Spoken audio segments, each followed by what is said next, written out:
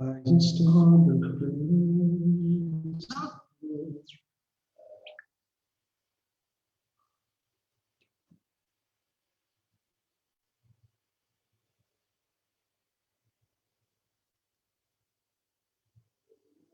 കർത്താവിന്റെ തിരുനാമത്തില് നിങ്ങളെ ഏവരെയും വന്ദനം ചെയ്യുന്നു. ഹയർ കൈൻഡ് ഓഫ് ലൈഫ് എന്ന തിരുവചന ധ്യാനത്തിലേക്ക് നിങ്ങളെ വീണ്ടും സ്വാഗതം ചെയ്യുകയാണ്. വിശുദ്ധ തിരുവെഴുത്തില് ഏറ്റവും പ്രധാനപ്പെട്ട ഒരു ജീവിത ശൈലി കർത്താവായ യേശു ക്രിസ്തുവിലൂടെ നമുക്ക് ലഭ്യമായി. യോഹന്നാന്റെ സുവിശേഷം 10-ാം അധ്യായത്തിൽ യേശു പറഞ്ഞത് ഇങ്ങനെയാണ്: ഞാൻ നിങ്ങൾക്ക് ജീവൻ ഉണ്ടാകുവാനും സമൃദ്ധിയായ ജീവൻ ഉണ്ടാകുവാനും വന്നിരിക്കുന്നു. സമൃദ്ധിയായ ജീവൻ. സോ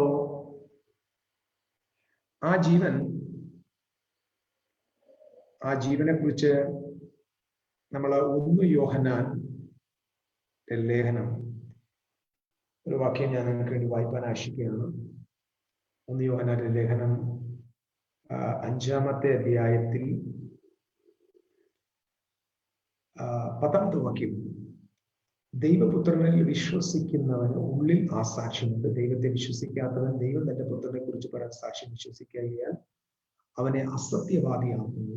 ആ സാക്ഷ്യമോ ദൈവം നമുക്ക് നിത്യജീവൻ തന്നു. ആ ജീവൻ അവന്റെ പുത്രനിൽ ഉണ്ട് എന്നുള്ളത് തന്നെ. അവന്റെ പുത്രനിൽ ഉള്ള ഒരു ജീവൻ ദൈവം നമുക്ക് തന്നു. നിത്യജീവൻ തന്നു. പുത്രനുള്ളവന് ജീവനുണ്ട്, പുത്രനില്ലാത്തവന് ജീവനില്ല. ദൈവപുത്രന്റെ നാമത്തിൽ വിശ്വസിക്കുന്ന നിങ്ങൾക്ക് ഞാൻ ഇത് എഴുതിയിരിക്കുന്നത് നിങ്ങൾക്ക് നിത്യജീവൻ ഉണ്ടെന്ന് നിങ്ങൾ അറിയേണ്ടതിന് തന്നെ. നിങ്ങൾക്ക് നിത്യജീവൻ ഉണ്ടെന്ന് നിങ്ങൾ അറിയേണ്ടതിന് തന്നെ ദൈവത്തിന്റെ ദാസനായ യോഹന്നാനിലൂടെ ഈ ലേഖനം രചിക്കുന്നു എന്ന് നമ്മൾ മനസ്സിലാക്കുക. നമ്മൾ മനസ്സിലാക്കേണ്ട ഒരു കാര്യം എന്താണ് ഇവിടുത്തെ ലൈഫ്? എന്താണ് എറ്റേണൽ ലൈഫ്? നിത്യജീവനെ കുറിച്ച് നമ്മൾ പഠിക്കുമ്പോൾ നമുക്ക് ഏറ്റവും പ്രധാനമായി അറിയേണ്ട ഒരു കാര്യം, ഒരു പ്രധാന വസ്തുത, യേശു ക്രിസ്തുവിൽ ഉണ്ടായിരുന്ന ജീവൻ, ദൈവപുത്രനിൽ ഉണ്ടായിരുന്ന ആ ജീവൻ ദൈവം നമുക്ക് തന്നിരിക്കുന്നു. ഒരു ക്രിസ്തീയ വിശ്വാസിക്ക് ലഭിക്കേണ്ട ഏറ്റവും പ്രധാനപ്പെട്ട അറിവ്, അവന്റെ ഉള്ളിൽ അവൻ ദൈവജീവനെ പ്രാപിച്ചിരിക്കുന്നു എന്നതാണ്. നമ്മളതിനെ രക്ഷിക്കപ്പെടുക, വീണ്ടും ജന്മം പ്രാപിക്കുക, വീണ്ടെടുക്കപ്പെടുക, പാപമോചനം പ്രാപിക്കുക, ശുദ്ധീകരിക്കപ്പെടുക, എന്നൊക്കെ ഒരുപാട് പദങ്ങളിൽ ഈ കാര്യങ്ങളൊക്കെ നമുക്ക് മനസ്സിലാക്കാവുന്നതാണ്. എന്നാൽ ഏറ്റവും പ്രധാനമായി what is the higher kind of life? എന്താണ് ഉയർന്ന തല ജീവിതം? അത് നമ്മൾ മനസ്സിലാക്കുമ്പോൾ ആദ്യമായിട്ട് നമ്മൾ അറിയേണ്ടത് കാര്യം, ഇതിന്റെ ആരംഭം എവിടെയാണ്? ഇത് തുടങ്ങുന്നത് എവിടെയാണ്? നമുക്കറിയാം, ഏദനിൽ ദൈവം മനുഷ്യനെ സൃഷ്ടിച്ചു. ദൈവം തന്റെ ഛായയിലും സ്വരൂപത്തിലും അവനെ സൃഷ്ടിച്ചു. ആണും പെണ്ണുമായിട്ട് അവനെ സൃഷ്ടിച്ചു. എന്നിട്ട് ആ തോട്ടത്തിൽ നമ്മള് 2 വൃക്ഷങ്ങളെ നട്ടുണ്ടാക്കിയെന്നു. ആ നട്ടുണ്ടാക്കിയ വൃക്ഷം അതിലെ നന്മ തിന്മകളെ തിരിച്ചറിയുവാൻ നമ്മെ പ്രാപ്തരാക്കുന്ന ആ വൃക്ഷത്തിന്റെ ഫലം തിന്നരുത് എന്ന് ദൈവം കൽപ്പിക്കുന്നുണ്ട്. അപ്പൊ നന്മ തിന്മകളെ കുറിച്ചുള്ള അറിവിന്റെ വൃക്ഷഫലം തിന്നരുത്, തിന്നുന്ന നാളിൽ നീ മരിക്കും. പ്രധാനമായിട്ട് ഞാൻ നിങ്ങളോട് പറയാനായിട്ട് ആഗ്രഹിക്കുന്ന ഒരു കാര്യം, ആ മരത്തിന്റെ തൊട്ടപ്പുറത്ത് അല്ലെങ്കിൽ ആ നന്മ തിന്മകളെ കുറിച്ചുള്ള അറിവിന്റെ വൃക്ഷഫലത്തിന്റെ അടുത്ത് തന്നെ മറ്റൊരു തരം മരവുമുണ്ട്. അതിനെ ജീവവൃക്ഷം എന്നാണ് നമ്മൾ ബൈബിളിൽ വായിക്കുന്നത്. ജീവവൃക്ഷം. ഞാൻ ഈ എബ്രായ പണ്ഡിതന്മാരുടെ, കാരണം അവരുടെ കയ്യിലാണല്ലോ ഈ പുസ്തകം ആദ്യമായിട്ട് ലഭിച്ചത്, ജൂയിഷ് റബീസ്, യഹൂദ പണ്ഡിതന്മാര് ഈ വിഷയത്തെ പഠിപ്പിക്കുമ്പോൾ ഒരിക്കലും അവര് ഈ കാര്യങ്ങളെ ലിറ്ററലായിട്ട് വ്യാഖ്യാനിക്കുന്നില്ല. അതൊരു അക്ഷരം പ്രതി അങ്ങനെ ലിറ്ററലി അങ്ങനെ ഒരു മരം നട്ടെന്നും അതിനകത്ത് പഴമുണ്ടെന്നും പാമ്പ് വന്നെന്നും ഇങ്ങനെയുള്ള ആ ലിറ്ററൽ വസ്തുതയെ ജൂയിഷ് പണ്ഡിതന്മാര്, ബൈബിൾ പണ്ഡിതന്മാരതിനെ മാറ്റിയിട്ട് അതൊരു അലിയോറിക്കലിയാണ് അവരതിനെ വ്യാഖ്യാനിക്കുന്നത്. ഞാൻ വിശ്വസിക്കുന്നു നിശ്ചയമായിട്ടും അത് തന്നെയായിരിക്കും അവിടുത്തെ യാഥാർത്ഥ്യം എന്ന് ഞാൻ കരുതുകയാണ്. കാരണം അങ്ങനെ വലിയൊരു ലോകം ഉണ്ടാക്കിയിട്ട് അതിനകത്ത് 2 മരം നട്ടിട്ട് 2 പഴം തിന്നരുത് എന്ന് പറയുന്ന ഒരു ജസ്റ്റ് ഒരു ഫ്രൂട്ട് കഴിക്കുന്ന കാര്യപരിപാടി അല്ല എന്നത് നിങ്ങൾ മനസ്സിൽ വെച്ചിരിക്കുക.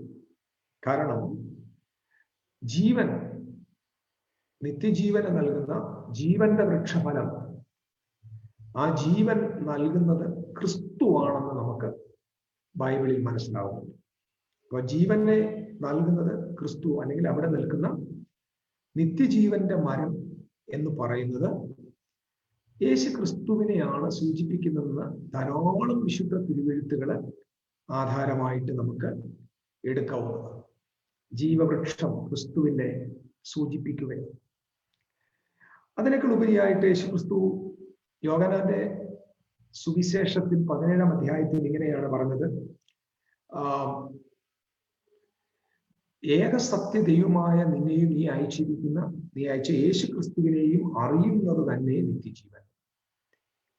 ഏക സത്യ ദൈവമായ പിതാവിനെയും, ഫാദറിനെ അറിയുന്നത്, അതായത് പിതാവിനാൽ അയക്കപ്പെട്ട യേശു ക്രിസ്തുവിലൂടെ, അല്ലെങ്കിൽ യേശു ക്രിസ്തു വെളിപ്പെടുത്തിയ പിതാവിനെ യേശു ക്രിസ്തുവിലൂടെ അറിയുന്നത് തന്നെയാണ് നിത്യജീവൻ.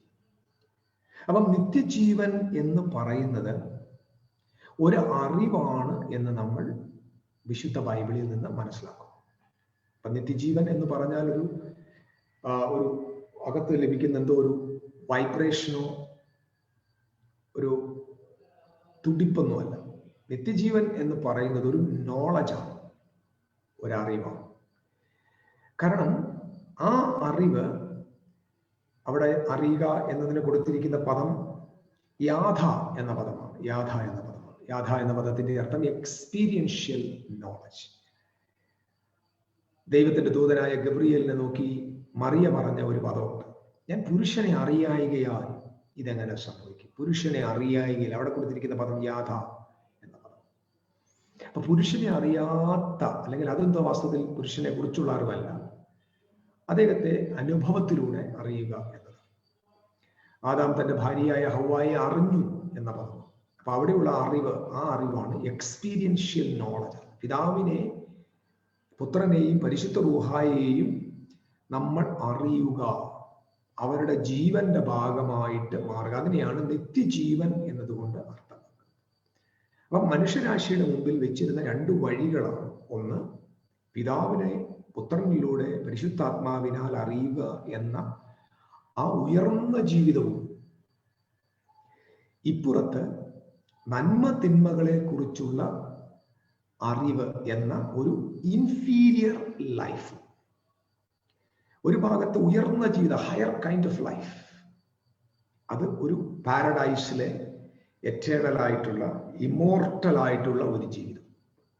ഞാൻ ഒരു പ്രാവശ്യം കൂടെ പറയാം, നന്മതിന്മകളെ കുറിച്ചുള്ള അറിവിന്റെ വൃക്ഷം, ജീവന്റെ വൃക്ഷഫലം എന്ന് പറയുന്ന അക്ഷരാർത്ഥത്തിൽ 2 മരങ്ങളല്ലെന്നുള്ള കാര്യം നിങ്ങൾ മറക്കരുത്, തെറ്റിദ്ധരിക്കപ്പെടരുത്. കാരണം ഇത് നമ്മളിപ്പം ഇന്നത്തെ ആത്മലോകത്ത്, ഭൗതിക ലോകത്ത്, ശാസ്ത്ര പുരോഗതി സംഭവിച്ച ലോകത്ത് മനുഷ്യനൊക്കെ വളരെ ഉയർന്ന അനുഭവങ്ങളിലേക്ക് പ്രവേശിച്ചിരിക്കുന്ന ഈ കാലത്ത് നമ്മൾ ഈ ഇങ്ങനെ ഈ ഒരു സംഭവമായിട്ട് ജനത്തെ അപ്രോച്ച് ചെയ്യുമ്പോൾ എൻ്റെ വ്യക്തിപരമായ അനുഭവത്തിലുമൊക്കെ എനിക്ക് ചില സമയങ്ങളെങ്കിലും നമ്മൾ ഒഫൻഡഡ് ആകേണ്ടതായിട്ട് വന്നിട്ടുണ്ട്. കാരണം ഇങ്ങനെ ഒരു മരം നട്ടെന്നും ആ മരത്തിന്റെ പഴം തിന്നരുന്നൊക്കെ ഉള്ള ഒരു കഥയായിട്ട്, ഒരു അക്ഷരം പ്രതിയായിട്ട്, ഒരു അക്ഷരീയമായിട്ട് അങ്ങനെ ഒരു സംഭവമെങ്കിൽ നമുക്കിന്ന് ലോകത്തിൽ കാണുന്ന പല ചോദ്യങ്ങളുടെയും അർത്ഥം നമുക്ക് മനസ്സിലാകാതെ പോവുകയും ചെയ്യും.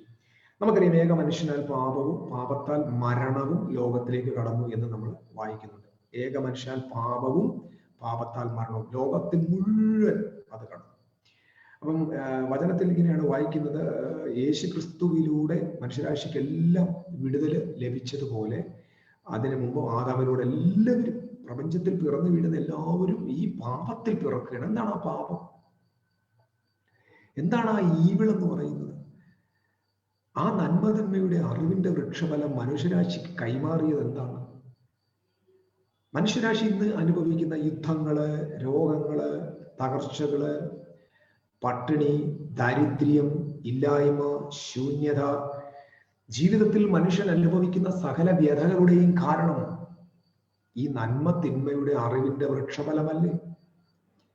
ദൈവസാന്നിധ്യവും ദൈവദൂതന്മാരുടെ ഗമനാഗമനവും മനോഹരമായി വെളിപ്പെട്ടു നിന്ന സ്വർഗീയ പറുദീസ, സ്വർഗവും ഭൂമിയും ഒരുമിച്ച് സമ്മേളിച്ചിരുന്ന ഏദൻ പറുദീസായിൽ നിന്ന് മനുഷ്യകുലത്തെ പുറത്താക്കി കളയുന്ന തരത്തിൽ ആ ഒരു എൻജോയ്മെന്റിൽ നിന്ന് അവരെ പുറത്താക്കുന്ന നിലയിലേക്ക്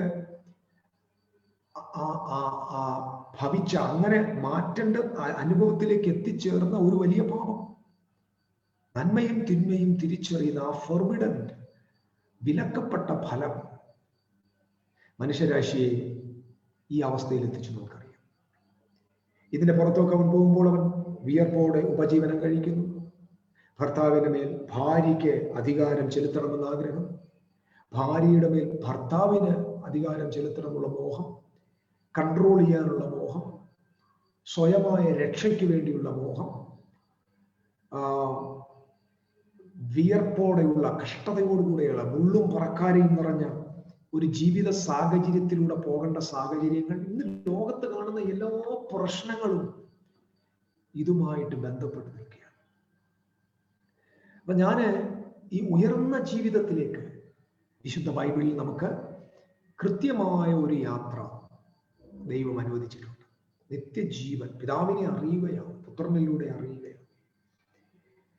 ഞാൻ ഈ ഫോർബിഡൻ ഫ്രൂട്ട് എന്താണ്, നന്മതിന്മകളെ കുറിച്ചുള്ള അറിവിന്റെ വൃക്ഷഫലം എന്താണ് എന്ന് ഞാൻ ആദ്യം മനസ്സിലാക്കിക്കുന്നതിന് മുമ്പ്, ഇത് കഴിച്ചപ്പോ മനുഷ്യർക്കുണ്ടായ അവസ്ഥകൾ എന്താണെന്ന് നമുക്കൊന്ന് ശാന്തമായിട്ട് ചിന്തിക്കാം. എല്ലാവർക്കും അറിയാവുന്ന കാര്യമാണെങ്കിലും പലവരും ഒരു 100,000 പ്രാവശ്യം നമ്മൾ ആ ഭാഗങ്ങളിലൂടെ ഒക്കെ പോയിട്ടുള്ളവരാണെങ്കിലും നമുക്കിന്ന് അതിനെ ഒരു കുറച്ചും കൂടെ വ്യത്യസ്തമായ നിലയിൽ ഒന്ന് ചിന്തിക്കാനായിട്ട് നോക്കാം. ഇപ്പൊ ഇങ്ങനെ ഫ്രൂട്ട് അത് കാണുന്നു, അത് കാണുവാൻ ഭംഗിയുള്ളതാണ്, ഞാൻ പ്രാപിപ്പാൻ കാമ്യമാണ് എന്നവൾ അറിഞ്ഞ് അവളത് ഭക്ഷിക്കുന്നു, ആ ഭർത്താവിനും കൊടുക്കുന്നു. അങ്ങനെയുള്ള ഒരു നറേഷൻ നമുക്കവിടെ കാണാനായിട്ട് കഴിയും. ശ്രദ്ധിക്കുക, വാസ്തവത്തിൽ ഇത് മോശ എഴുതുമ്പോൾ മോശ എത്രയോ നൂറ്റാണ്ടുകൾ പുറകിലോട്ട് ടൈം ട്രാവൽ ചെയ്ത് ആ കൂരിരുളിൽ ദൈവത്തിന്റെ കൂടെ ഇരുന്ന ആ സമയത്താണ് താൻ ഈ കഴിഞ്ഞ കാലത്ത് സംഭവിച്ച കാര്യങ്ങളെ ദർശിച്ച് തൻ്റെ പുസ്തകത്തിൽ മോശ രചിക്കുന്നത്. അതൊരു വലിയ പാഠമാണ്. അപ്പൊ ഇവിടെ ഈ ഫലം തിന്നു കഴിഞ്ഞപ്പോൾ ഉണ്ടായ 1-2 പ്രധാന കാര്യങ്ങൾ ആദ്യം ഞാൻ സൂചിപ്പിക്കും. ഒന്ന്, ഉടനെ ഇരുവരുടെയും കണ്ണു തുറന്നു തങ്ങൾ നഗ്നരെന്നറിഞ്ഞു. വേറൊരു പുതിയ അറിവ് അവർക്ക് വന്നു. അന്ന് വരെ അവരില്ലാത്ത ഒരു പുത്തൻ അറിവ് അവർക്ക് വരികയാണ്. ആ അറിവ്, തങ്ങൾ നഗ്നരെന്നറിഞ്ഞു. അവരുടെ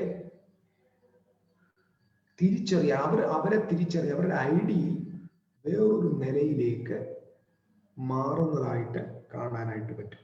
ഉടനെ അവർ ചെയ്യുന്നത്, അപ്പൊ ഒന്നാമത്തെ പ്രശ്നം ഐഡിയ. അവർക്ക് അന്ന് വരെ ഇല്ലാത്ത നിലയിലുള്ള ഒരു പുതിയ തിരിച്ചറിവ്, ഒരു ന്യൂ ഐഡന്റിറ്റി അവർക്ക് ലഭിക്കുകയാണ്. ആ ന്യൂ ഐഡന്റിറ്റി അവരോട് പറയുകയാണ്, നിങ്ങൾ നഗ്നരാണ്, നിങ്ങൾ നഗ്നരാണ്. ഒരു ന്യൂ ഐഡന്റിറ്റി. രണ്ടാമത്തത് നോക്കിക്കേ, അത്തിയില കൂട്ടിത്തുന്നി തങ്ങൾക്ക് അരയാടയുണ്ടാക്കി. രണ്ടാമത്തെ ഒരു നേച്ചർ നമുക്ക് മനസ്സിലാക്കേണ്ടത് എന്താണ്? ഇത് സംഭവിച്ച ഉടനെ മനുഷ്യര് തങ്ങളെ തന്നെ പ്രിസർവ് ചെയ്യുവാനായിട്ട്, തങ്ങളെ തന്നെ അവർക്ക് സൂക്ഷിക്കുവാനുള്ള ഒരു തോന്നൽ, ഈ സെൽഫ് പ്രിസർവേഷൻ എന്ന് പറയാൻ പറ്റും. അപ്പൊ സെൽഫ് പ്രിസർവേഷനിലേക്ക് മനുഷ്യൻ വരിക, സ്വയം പരിരക്ഷ. നന്മ തിന്മയുടെ വൃക്ഷഫലം തിന്ന മാത്രയിൽ മനുഷ്യർക്ക് വന്ന രണ്ടാമത്തെ പ്രത്യേകതയാണ് സെൽഫ് പ്രിസർവേഷൻ. ഞാൻ ഇതിനെക്കുറിച്ചൊക്കെ ഇച്ചിരി കഴിഞ്ഞിട്ട് വിശദീകരിക്കും. മൂന്നാമതായിട്ട് അവർക്ക് വന്നതായ കാര്യം, അവര് ദൈവം അവരെ വിളിക്കുന്നു, ഒരു ഒച്ച കേട്ടിട്ട് ഭയന്ന് ഒളിക്കുന്നു. ഒളിച്ച ശേഷം അവരിൽ നിന്ന് ഒരു പ്രത്യേക സ്വഭാവം വെളിപ്പെട്ടു വരുന്നതായിട്ട് കാണാൻ പറ്റും. അതുവരെ ഇല്ലാത്തൊരു സ്വഭാവം. ആദാമിനോട് ചോദിച്ചു, നീ ഫലം ഭക്ഷിച്ചോ? അവൻ ഉടനെ തൻ്റെ തെറ്റിനെ അല്ലെങ്കിൽ താൻ ചെയ്തതിനെ അംഗീകരിക്കാതെ തൻ്റെ വീഴ്ചയെ മറ്റൊരാളുടെ മേലിലേക്ക് ചെലുത്തുവാനായിട്ട് ശ്രമിക്കുകയാണ്, വേറൊരാളെ ഫോക്കസ് ചെയ്യുകയാണ്. അതേ പറയണേ, എൻ്റെ ഭാര്യ, നീ എനിക്ക് കൂട്ടിരിക്ക് തന്നിരിക്കുന്ന ഭാര്യ തന്നു, ഞാൻ തന്നു. ഭാര്യയോട് ചോദിച്ചപ്പോൾ അവൾ പറയാണ്, കാരണം ഈ രണ്ടുപേരും ഇത് കറക്റ്റ്ലി അഫക്റ്റഡ് ആയതിന്റെ തെളിവ് പാമ്പിനോട് പറയാ, സ്ത്രീ പറയാ പാമ്പ് തന്നു. പാമ്പിനോട് ചോദിച്ചപ്പോൾ പാമ്പ് ഒന്നും പറഞ്ഞില്ല, ഇത് പാമ്പിന് ഈ വിഷഫലം തിന്നില്ല. അപ്പൊ മൂന്നാമത്തെ അവരുടെ പ്രത്യേക സ്വഭാവം, ഇവര് തങ്ങളുടെ കുറവുകളെ മനസ്സിലാക്കാതെ അത് മറ്റൊരാളിലേക്ക് ചെലുത്തി രക്ഷപ്പെടുവാനായിട്ട് ശ്രമിക്കുന്നതായ ഒരു രീതി, മൂന്നാമത്തെ പ്രത്യേകത. നാലാമത്തെ പ്രത്യേകത നമ്മൾ ഇങ്ങനെയാണ് കാണുന്നത്, നിനക്ക് നിന്റെ ആഗ്രഹം നിന്റെ ഭർത്താവിനോടാകും, അവൻ നിന്നെ ഭരിക്കും. അവിടെ സൂചിപ്പിക്കുന്നത് നിന്റെ ആഗ്രഹം നിന്റെ ഭർത്താവിനെ ഭരിക്കുന്നതിനായിട്ട് തോന്നും. അതായത് നിനക്ക് നിന്റെ ഭർത്താവിനെ കൺട്രോൾ ചെയ്യുന്നതായിട്ട് തോന്നും. നിനക്ക് നിന്റെ ഭർത്താവിനെ കൺട്രോൾ ചെയ്യേണ്ടതായി തോന്നും. അല്ലെങ്കിൽ you are going to control your husband, പക്ഷേ your husband is going to control you. 4 പ്രധാന വിഷയങ്ങൾ. ഒന്ന്, ഒരു false identity. Number 2, self preservation. Number 3, a nature of accusing others, മറ്റൊരാളെ ഫോക്കസ് ചെയ്യുന്ന, മറ്റൊരാളിലേക്ക് ഫോക്കസ് ചെയ്യുന്ന ഒരു നേച്ചർ. നാലാമത്തത് കൺട്രോളിങ് അതേഴ്സ്. എല്ലാവരും സൂക്ഷ്മമായിട്ട് ശ്രദ്ധിക്കണം. അല്ലാതെ ഒരു പഴം തിന്നിട്ട് അതിന്റെ കുരു എടുത്ത് അങ്ങോട്ട് വരുന്നു, കുരു തിന്നപ്പോഴാണ് ആദാമിന് ഇങ്ങനെ തൊണ്ടയിൽ കുരുങ്ങി എന്നൊക്കെയുള്ള കഥകള് ഈ കാലത്ത് ഇനി വില പോകത്തില്ല. നമ്മുടെ പള്ളികളിലും സാധാരണ ജനങ്ങളുടെ നടുവിൽ നമുക്കത് പ്രബലമായിട്ട് പറയാം. പക്ഷെ ഇത് പൊതുസമൂഹത്തില് വലിയ ഭൗതിക ലോകത്തും ശാസ്ത്രലോകത്തും ചിന്താലോകത്തും ഒക്കെ വലിയ ഭയങ്കര വിപ്ലവകരമായ മാറ്റങ്ങൾ നടന്നുകൊണ്ടിരിക്കുന്നു എന്ന് നമ്മൾ മറന്നുപോകരുത്. നമ്മുടെ പള്ളികളിൽ ഇന്നും പഴയ പഴഞ്ചൻ ചിന്തകളിലാണ് നമ്മൾ ഇരിക്കുന്നത്. എന്നാൽ നമ്മുടെ പുറത്തുള്ള ലോകത്ത് സൈക്കോളജിക്കലിയും ഇന്റലക്ച്വലിയും സൈക്കോളജിക്കലിയും ഇന്റലക്ച്വലിയും മറ്റ് എല്ലാ നിലവാരങ്ങളിലും ഉയർന്ന ചിന്തകൾ, ഭയങ്കര ഹയർ കൈൻഡ് ഓഫ് തോട്ട്സ് വ്യാപരിക്കുന്ന ലോകത്ത് നമ്മൾ ഇന്നും ഒരു പഴത്തിന്റെ കഥയുമായിട്ട് ഈ ജനതയെ അപ്രോച്ച് ചെയ്യുമ്പോൾ നിശ്ചയമായിട്ടും നമ്മൾ പരാജയപ്പെടുമെന്ന കാര്യങ്ങൾ നിങ്ങൾ മറന്നുപോകരുത്. അപ്പൊ നന്മതിന്മയുടെ വൃക്ഷഫലം എന്താണ് എന്നാണ് ഞാൻ ആദ്യമായിട്ട് നിങ്ങളെ ഒന്ന് മനസ്സിലാക്കിപ്പിക്കാൻ ശ്രമിക്കുന്നത്. കഴിഞ്ഞ കുറേ ദിവസങ്ങളിൽ എൻ്റെ ക്ലാസ്സുകളിലും മറ്റ് ഉള്ള നമുക്ക് ലഭിച്ചിരിക്കുന്ന സമയങ്ങളിലെല്ലാം ഞാൻ സൂചിപ്പിക്കുന്ന ഒരു പദമാണ് ഞാൻ നിങ്ങളോട് പറയാൻ ആഗ്രഹിക്കുന്നത്. അതാണ് വാസ്തവത്തിൽ നമ്മുടെ അഹംബോധം അല്ലെങ്കിൽ സെൽഫ് സെൻറ്റേർഡ് ഒരു മൈൻഡ്. അതിനെ ഇങ്ങനെയാണ് ഇംഗ്ലീഷിൽ വിളിക്കുന്നത് ഈഗോ എന്ന വിഷയം. അപ്പം നന്മ തിന്മയുടെ വൃക്ഷഫലം എങ്ങോട്ടാണ് മനുഷ്യനെ നടത്തിയത്? ഞാൻ വിശ്വസിക്കുന്നത് ഇങ്ങനെയാണത്, മനുഷ്യരാശിയുടെ ഏറ്റവും വലിയ പ്രശ്നങ്ങൾക്ക് കാരണമായി മാറിയത് ഈ ഫലം തിന്നത് മുഖാന്തരം. നമുക്കറിയാം, അത് മുഖാന്തരം മനുഷ്യന് വീഴ്ചയുണ്ടായി. Fall of man, death of man, sufferings, war, violence, ഇന്ന് നമ്മൾ കാണുന്ന ദൈവ സൃഷ്ടിക്കകത്ത് കാണുന്ന സകല തിന്മയുടെയും റൂട്ട് കോസ് എന്ന് പറയുന്നത് ഈ ഫ്രൂട്ട് ഓഫ് ഫോർബിഡൻ ഫ്രൂട്ട് ഭക്ഷിച്ചത്. അത് വാസ്തവത്തിൽ എന്താണ് ആ ഫോർബിഡൻ ഫ്രൂട്ട്? എന്താണ് ദൈവം പാർട്ടിസിപ്പേറ്റ് ചെയ്യാൻ പാടില്ല, അങ്ങനൊരു നോളജിലേക്ക് പോകാൻ പാടില്ല. ഇത് ശ്രദ്ധിക്കണമേ. നിത്യജീവൻ എന്ന് പറയുന്നത് ഒരു അറിവാണ്. അത് മധുരമുള്ളൊരു ഫലമല്ല, അതൊരു നോളജാണ്, ഒരു എക്സ്പീരിയൻഷ്യൽ നോളജാണ്. നിത്യജീവൻ എന്നതൊരു എക്സ്പീരിയൻഷ്യൽ നോളജ് ആണെങ്കിൽ നന്മ തിന്മയുടെ ഫലം it is another kind of knowledge. രണ്ട് നോളജാണ് ലോകത്തുള്ളത്, രണ്ട് അറിവാണ്. ഒന്ന് ഫോർബിഡൻ ഫ്രൂട്ടിൽ നിന്നുള്ള അറിവ്, രണ്ട് നിത്യജീവനിൽ നിന്നുള്ള അറിവ്. ജീവന്റെ അറിവും മരണത്തിന്റെ അറിവും. പിതാവിനെ അറിയുന്നതാണ് നിത്യജീവനെങ്കിൽ പിതാവിനെ അറിയാത്തതാണ് മരണം. നിങ്ങൾ ശ്രദ്ധിക്കണം, ഇവിടെ ആദ്യമായിട്ട് ഈ ഫ്രൂട്ട് മനുഷ്യൻ ഭക്ഷിച്ചപ്പോൾ മനുഷ്യൻ തോന്നിയത്, മനുഷ്യൻ ഒരു non dualistic person. Non dualistic എന്ന് പറഞ്ഞാൽ സെപ്പറേറ്റഡ് പേഴ്സൺ ആയിരുന്നില്ല ഏദൻ. ഏദൻ എന്ന് പറയുന്നത് is a place of unity and non-duality. There is no separation between heaven and earth. There is no separation between God and man. There is no separation. 100% യൂണിറ്റിയിലും ഒരുമയിലും ഐക്യതയിലും തുടർന്ന ഇടമാണ് Eden തോട്ടം. ഈ ഏദനിൽ മനുഷ്യൻ വരുന്ന ആ നിമിഷം, അഥവാ തിന്നുന്ന നാളിൽ നീ മരിക്കും.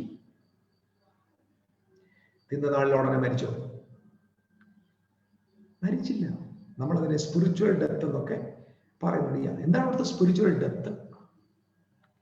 എന്താണ് spiritual life?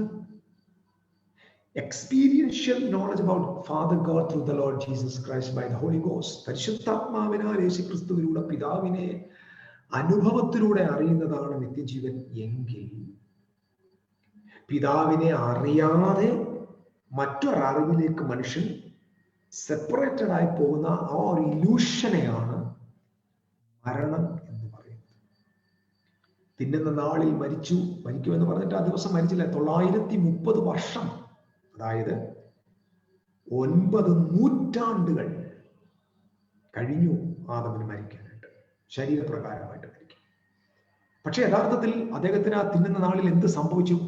He become a dualistic person. അദ്ദേഹത്തിന്റെ അകത്ത് എപ്പോഴും അകത്ത് വന്ന ആദ്യത്തെ ബോധം, അവൻ ലഭിച്ച ആദ്യത്തെ ബോധം, താനും ദൈവവും തമ്മിൽ സെപ്പറേറ്റഡ് ആണ്. താനും ദൈവവും തമ്മിൽ ഇനിയും ഐക്യതയിലല്ല, തങ്ങൾ തമ്മിൽ ഇനി ഒരുമയിലല്ല, തങ്ങൾ സെപ്പറേറ്റഡ് ആണ്. ദൈവത്തിൽ നിന്ന് തങ്ങൾ അകന്നുപോയി, ദൈവത്തിലേക്ക് വരുവാനുള്ള യോഗ്യത അവർക്കില്ല, ദൈവത്തിൽ ദൂരേക്ക് മാറിപ്പോയി. ഈ ഒരു ചിന്ത ആദ്യമായിട്ട് മനുഷ്യരിലേക്ക് കടന്നു വരികയാണ്. ഫസ്റ്റ് ടൈം ദൈവം, വാസ്തവത്തിൽ ദൈവത്തെ വിട്ട് അവർ പോയി എന്നത് ഒരു റിയാലിറ്റിയേ അല്ല. എല്ലാവരും കേൾക്കണം, ദൈവത്തെ പിരിഞ്ഞ് ആർക്കും ജീവിക്കാൻ പറ്റില്ല. പക്ഷെ ഇവരുടെ അകത്ത് ഈ ഫ്രൂട്ട് അല്ലെങ്കിൽ ഈ ഒരു പാർട്ടിസിപ്പേഷൻ അവരുടെ ഉള്ളിൽ കൊണ്ടുവന്ന ഒരു wrong understanding, wrong knowledge that they are a dualistic person, they are separated from God. Brothers and listen, the separation from God എന്ന ഭൂമിയിലെ concept is not a real one. It is not real. It is an illusion. It is an illusion. It is an insanity of a person.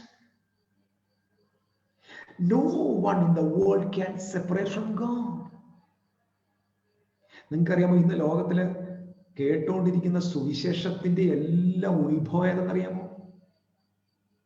ഈ forbidden ഫ്രൂട്ടിന്റെ റിസൾട്ടാണ് നമ്മൾ ഇന്ന് പ്രസംഗിക്കുന്ന സുവിശേഷം പോലും. സുവിശേഷം പോലും നമ്മൾ ഡുവലിസ്റ്റിക് ആയിട്ടാണ് പ്രസംഗിക്കുന്നത്. ഇന്ത്യ രാജ്യം ഒരു നോൺ ഡുവലിസ്റ്റിക് റിലീജിയസ് സ്പിരിച്വാലിറ്റിയിൽ ജീവിക്കുന്ന തലം അറിയാമോ നിങ്ങൾക്ക്? ഭാരതം ഈസ്റ്റേൺ, അതായത് ബുദ്ധമതത്തിന്റെയും ഹൈന്ദവ മതത്തിന്റെയും മറ്റു മതങ്ങളുടെയും ഒക്കെ ഉത്ഭവസ്ഥാനമായ നമ്മുടെ ഭാരതം പോകുന്ന അവരുടെ religious spirituality it is not a dualistic reality.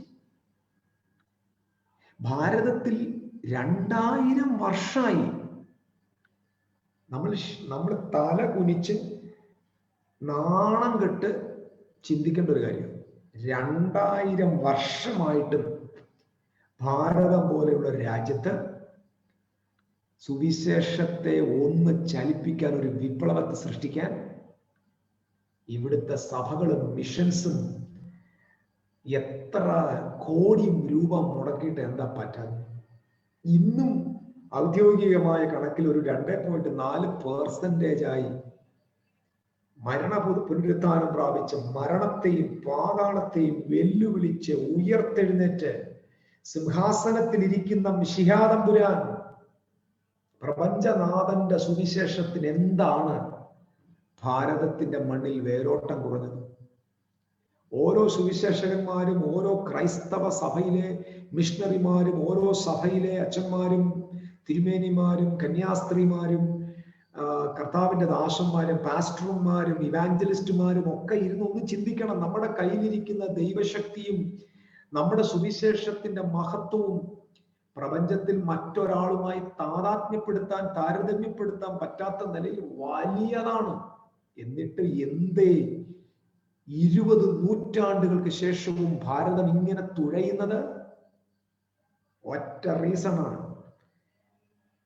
പാശ്ചാത്യ സംസ്കാരത്തിൽ നിന്ന് ഉണ്ടായി വന്ന അഡൾട്രേറ്റഡ് ഗോസ്പൽ, മായം ചേർക്കപ്പെട്ട സുവിശേഷം, ഡുവലിസ്റ്റിക് ഗോസ്പൽ, നന്മത്തിന്മയുടെ വൃക്ഷഫലത്തിൽ നിന്ന് ഉത്ഭവിച്ചു വന്ന വേർതിരിവിന്റെ സുവിശേഷം.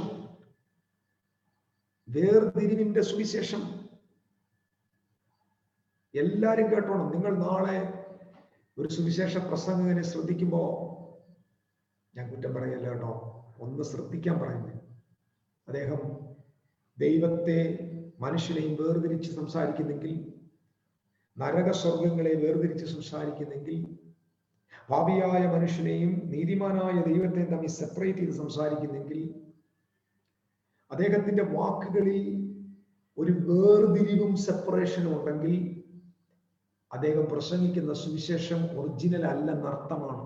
ഈ മായം ചേർക്കപ്പെട്ട, കറപ്റ്റഡ് ആയിപ്പോയ, അഡൾട്രേറ്റഡ് ആയിപ്പോയ സുവിശേഷം കൊണ്ടാണ് ഭാരതത്തെ നമ്മൾ നിറച്ചത്. അതുകൊണ്ടാണ് നോൺ ഡുവലിസ്റ്റിക് സ്പിരിച്വാലിറ്റിയിൽ ഇരിക്കുന്ന ഭാരതത്തിൽ നമ്മുടെ ഡുവലിസ്റ്റിക് ഗോസ്പലിന് ഒരു ചത്ത എരിയുടെ വില പോലുമില്ല.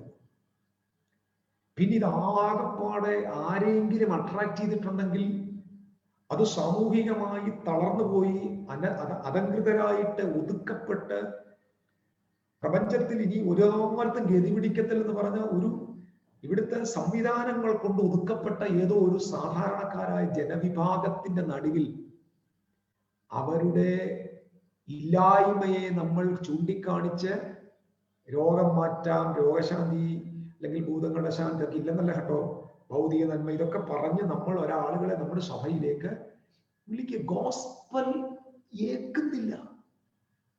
ഒരു ഉയർന്ന കമ്മ്യൂണിറ്റിയെ തൊടാൻ പറ്റുന്ന നിലയിൽ നമ്മുടെ സുവിശേഷത്തിന് ശക്തിയില്ല. കാരണം എന്താ?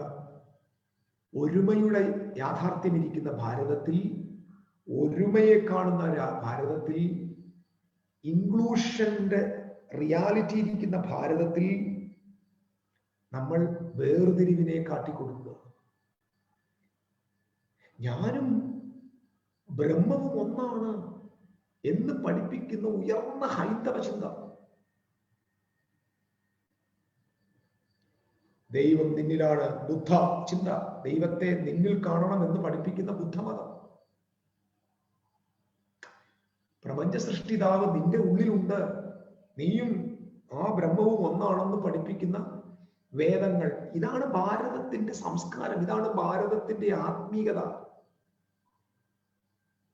ഇങ്ങനെ പ്രപഞ്ചത്തിന്റെ സൃഷ്ടിതാവിനെ, ബ്രഹ്മത്തെ ഉള്ളിൽ വെച്ചുകൊണ്ടിരിക്കുന്ന ഒരു ഉയർന്ന ഹൈന്ദവ ചിന്തയിൽ വിശ്വസിക്കുന്ന ഒരു ആളിന്റെ അടുക്കലോട്ടാണ് ഞാനും നിങ്ങളും യേശുക്രിസ്തുവിനെ വേണോ എന്ന ഒരു ട്രാക്റ്റുമായിട്ട് പോകുന്നത്. എന്ത് പരിതാപകരമാണ് നോക്കിക്കേ. നിനക്ക് യേശുവിനെ വേണോ? 2000 വർഷങ്ങൾക്ക് മുമ്പ് പാലസ്തീനിൽ വന്നു, മരിച്ചു, അടക്കപ്പെട്ടു, ഉയർത്തെഴുന്നേറ്റു, നീ വിശ്വസിച്ചാൽ ഇപ്പോൾ നിനക്ക് പാപമോചനം ലഭിക്കും എന്നൊക്കെ പറയുന്ന നമ്മുടെ വില കുറഞ്ഞ, പിണങ്ങരുത്, വില കുറഞ്ഞ യേശുക്രിസ്തു എന്ന ആളിന്റെ തനിമയെ പോലും ചോദ്യം ചെയ്യുന്ന, യേശുക്രിസ്തുവിനെ ചെറുതാക്കുന്ന, യേശുക്രിസ്തുവിനെ ഒരു ഉപഭോഗ വസ്തുവായി കാണുന്ന, യേശുക്രിസ്തു ഏതോ ഒരു വില കുറഞ്ഞ മത്തി കച്ചവടം നടത്തുന്ന കൊട്ടയ്ക്കകത്ത് മത്തി കൊണ്ടുപോകുന്ന പോലെ എത്ര പേർക്ക് യേശുവിനെ വേണം, എത്ര പേർക്ക് യേശുവിനെ വേണം എന്ന് മത്തിക്കച്ചവടം നടത്തുന്നത് പോലെ നമ്മളെ ലോകത്തിൽ ഇങ്ങനെ പറയുക. നമ്മൾ പോയി പറയുക യേശുവിനെ വേണം. അപ്പൊ നമ്മളെ കയ്യിൽ യേശു ഇരിക്കുന്നു. ഇപ്പൊ നമ്മൾ അവരെ കൊണ്ട് ഹൃദയം തുറന്നാൽ യേശു അകത്തോട്ട് വരും. Utter foolishness. ഇത് വിശ്വസിക്കാൻ ബുദ്ധിയുള്ള ഒരുത്തനും തയ്യാറാകില്ല. ഇത് കുറച്ച് പാവങ്ങൾ, പട്ടിണി പാവങ്ങൾ, ആർക്കും വേണ്ട, ഇവിടുത്തെ തന്നെ മതങ്ങളെടുത്ത് തള്ളിക്കളഞ്ഞ കുറച്ച് സാധാരണക്കാർ, അവരെല്ലാം വിലയില്ലാത്തവരെന്നല്ല ഞാൻ പ്രിയപ്പെട്ടവരെ പറയുന്നത്. കാരണം അവർക്ക് ചിന്തകളിലല്ല പോകുന്നത്, അവരവരുടെ ദൈനംദിന ആവശ്യങ്ങളിലാണ് പോകുന്നത്. ആശ്വാസം നൽകുന്നിടത്തേക്ക് അവർ ഓടിയെത്തും. അപ്പൊ നമ്മൾ പ്രസംഗിക്കുന്ന സുവിശേഷം വില കുറഞ്ഞു പോയി. നമ്മൾ യേശുക്രിസ്തുവിനെ നടക്കുക. എത്ര പേർക്ക് യേശുവിനെ വേണം, എത്ര പേർക്ക് യേശുവിനെ വേണം? എന്താ സംഭവം? ആ ഗോസ്പൽ ഒരിക്കലും വേദവസ്ത്രത്തിന്റെ സുവിശേഷം അല്ല പ്രിയരെ. ആ സുവിശേഷം നന്മ തിന്മയുടെ വൃക്ഷച്ചുവട്ടിൽ ആരംഭിച്ച സുവിശേഷം. നമ്മൾ ഇന്ന് കേരളത്തിലും ഭാരതത്തിലും അങ്ങോളം ഇങ്ങോളം ഒരു 95% ആളുകളുടെ ഇടയിൽ പ്രസംഗിച്ചുകൊണ്ടിരിക്കുന്ന, മാധ്യമങ്ങളിൽ നമ്മൾ കൈമാറിക്കൊണ്ടിരിക്കുന്ന സുവിശേഷം ഈ ഡുവലിസ്റ്റിക് ഗോസ്പൽ, വേർതിരിവ്. Heaven is there, hell is there, God is there, sinner is here. So if you want to go to God, just ഇങ്ങനെ പൊക്കട്ടെ സ്റ്റെപ്പ് ബൈ സ്റ്റെപ്പ് ആയിട്ട് അവരുടെ അടുക്കലേക്ക് വരിക. ഓ, നിന്നെ തള്ളിക്കളയുന്നു, നിനക്ക് ദൈവമില്ല. ഞാൻ പ്രിയപ്പെട്ടവരെ, ഈ പ്രപഞ്ചത്തില് ദൈവത്തെ കൂടാതെ ആർക്കെങ്കിലും ജീവിക്കാൻ പറ്റും? ആർക്കെങ്കിലും ജീവിക്കാൻ പറ്റും? ഒരാൾക്ക് ജീവിക്കാൻ പറ്റും. അപ്പൊ യേശുക്രിസ്തുവിനെ കുറിച്ച് പറഞ്ഞ എന്താ? പൗലോസിന്റെ എഴുത്തുകളിൽ എന്താ എഴുതിയിരിക്കുന്നത്? അവൻ സകലവും അവൻ മുഖാന്തരമുളവായി, അവനായിട്ടുളവായി. അപ്പൊ നരകം എന്നൊരു സംഭവം ഉണ്ടായിട്ടുണ്ടെങ്കിൽ അത് അവൻ മുഖാന്തരമുളവായി, അവനായിട്ടുളവായി എന്നാണ്. അപ്പൊ എന്തൊക്കെ സൃഷ്ടികൾ ഈ ഭൂമിയിലുണ്ടോ അതൊക്കെ അവൻ മുഖാന്തരമുളവായി എന്ന്. അവൻ മുഖാന്തരമുളവായി. എന്നിട്ട് സകലത്തെയും തന്റെ ശക്തിയുള്ള വചനത്താൽ വഹിക്കുകയാണ്. എല്ലാറ്റിനെയും വായിക്കുക എന്ന് പറഞ്ഞാൽ എല്ലാം അവനിലിരിക്കുന്നു. എല്ലാം അവനിലിരിക്കുന്നു. കൊലോസ്യലേഖനത്തിൽ ഒരു വാക്യം എനിക്ക് കഴിഞ്ഞ ദിവസം എന്നെ വളരെ ചിന്തിപ്പിച്ചൊരു വാക്യം ഞാൻ നിങ്ങൾക്ക് വേണ്ടി വായിക്കാം. ഇതിലെല്ലാം ഒരുപാട് റെഫറൻസുകളുണ്ട്. റെഫറൻസുകൾ എടുത്ത് പഠിപ്പിക്കുന്ന നിലയിലോട്ട് ഞാൻ ഇങ്ങനെ ഒരു സമയത്ത് പോകുന്നില്ല. എങ്കിലും ഈ കൊലോഷ്യൻസ് 3 chapter 3 verse 11 ഇങ്ങനെ പറഞ്ഞ, അവനിൽ യവനനും യഹൂദനും എന്നില്ല, പരിച്ഛേദനയും അഗ്രചർമ്മവും എന്നില്ല, ബർബരൻ, ശകൻ, ദാസൻ, സ്വതന്ത്രൻ എന്നുമില്ല, ക്രിസ്തുവത്രേ എല്ലാവരിലും എല്ലാമാകുന്നു. All, but Christ is all and in all. എല്ലാവരിലും എല്ലാം ക്രിസ്തുവാകുന്നു, എല്ലാവരിലും ക്രിസ്തുവാകുന്നു. പൗലോസിന്റെ അതാണ് പൗലോസിന്റെ സുവിശേഷം. പൗലോസിന്റെ സുവിശേഷം നിനക്ക് യേശുവിനെ വേണോ എന്ന് പറയുന്ന സുവിശേഷമാണ്. സ്വതന്ത്രന്റെ അകത്തും ശകന്റെ അകത്തും ബർബറിന്റെ അകത്തും പരിച്ഛേദനക്കാരന്റെ അകത്തും അഗ്രചർമ്മിയുടെ അകത്തും യഹൂദന്റെ അകത്തും ഗ്രീക്ക് എല്ലാവരുടെ അകത്ത് ക്രിസ്തു ഇരിക്കുന്നു എന്ന അൾട്ടിമേറ്റ് ഗോസ്പൽ. എന്റെ പ്രിയപ്പെട്ട സഹോദരന്മാരെ, ഈ പരമമായ സത്യം നമ്മൾ ലോകത്തോട് വിളിച്ചു പറഞ്ഞിരുന്നെങ്കിൽ ഇന്ത്യ രാജ്യത്തുള്ള ഇൻഫീരിയർ ആയിട്ടിരിക്കുന്ന മതസംവിധാനങ്ങളുടെ കോട്ടകൾ എന്നേ ഇടിഞ്ഞ് ഇളകി ഓടിയനെ, എന്നേ അതിന്റെ ആ ഒഴുക്ക് വെള്ളത്തിനകത്ത് പൊടിഞ്ഞു പോയനെ. പക്ഷെ നമ്മൾ നന്മതിന്മയുടെ അറിവിൽ നിൽക്കുകയാണ്. ഈ അറിവിനെ കുറിച്ച് ഞാൻ വീണ്ടും ചില കാര്യങ്ങൾ സൂചിപ്പിക്കാൻ ആഗ്രഹിക്കുന്നത് ഇവിടെ നിന്നാണ്. മനുഷ്യന്റെ ഏറ്റവും വലിയ പ്രശ്നമായ ഈഗോ. ഇന്ന് ഒരു സഭയ്ക്കകത്ത് ഒരു ദൈവവൈതനെ ബാധിച്ച ഏറ്റവും വലിയ പ്രശ്നം എന്താ? ഏറ്റവും വലിയ പ്രശ്നം എന്താണ്?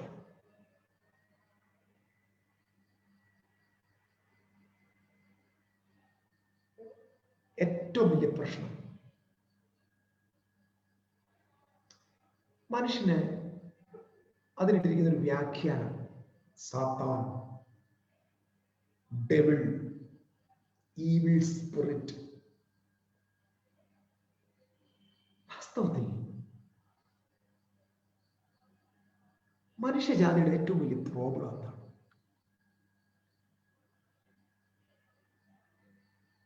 മനുഷ്യരുടെ ഏറ്റവും വലിയ പ്രോബ്ലം അവന്റെ അകത്ത് അവൻ ആരാണെന്നുള്ള അവന്റെ ഒറിജിനൽ റിയാലിറ്റി തിരിച്ചറിയാതെ അതിന് സബ്സ്റ്റിറ്റ്യൂട്ടായിട്ട് ഇങ്ങനെ പ്രൊജക്റ്റ് ചെയ്ത് നിൽക്കുന്ന അവന്റെ ഈഗോയാണ് മനുഷ്യന്റെ ഏറ്റവും വലിയ പ്രശ്നം. ഈഗോ. ഞാൻ ഇത് മുമ്പ് പറഞ്ഞിട്ടുള്ളതാണെങ്കിലും ഒന്ന് ആവർത്തിക്കാം. ഈ പെയിൻ, വേദനകൾ നമുക്ക് ഒഴിവാക്കാൻ പറ്റില്ല. ജീവിതാനുഭവങ്ങളിൽ വേദനകൾ സർവ്വസാധാരണമാണ്. അപ്പൊ വേദനകൾ ഒഴിച്ചുകൂടാൻ പറ്റാത്തതും ജീവിതാനുഭവങ്ങളിലൂടെ നമ്മളിലേക്ക് വരുന്നതുമാണ്. അത് വരും. ഉയർച്ചകളും താഴ്ചകളും വീഴ്ചകളും ഇതൊക്കെ വരും. മുറിവുകൾ, വേദനകൾ വരും. എന്നാൽ സഫറിങ്, കഷ്ടതകൾ ഒരിക്കലും, ഇതെല്ലാവരും കേട്ടോണം, കഷ്ടത ഒരിക്കലും പുറത്തു നിന്ന് വരുന്ന ഒന്നല്ല. വേദനകൾ പുറത്തുനിന്ന് വരും. It's coming from external. But suffering is not an external matter. Suffering, കഷ്ടത എന്നത് അത് ഓരോ വ്യക്തികളിൽ ഉണ്ടായി വരുന്നതാണ്. കഷ്ടത ഓരോ വ്യക്തികളിൽ ഉണ്ടായി വരുന്നതാണ്.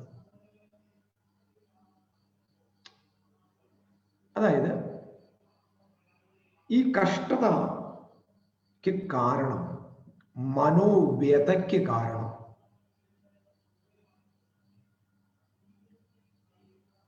ഏറ്റവും പ്രധാന കാരണം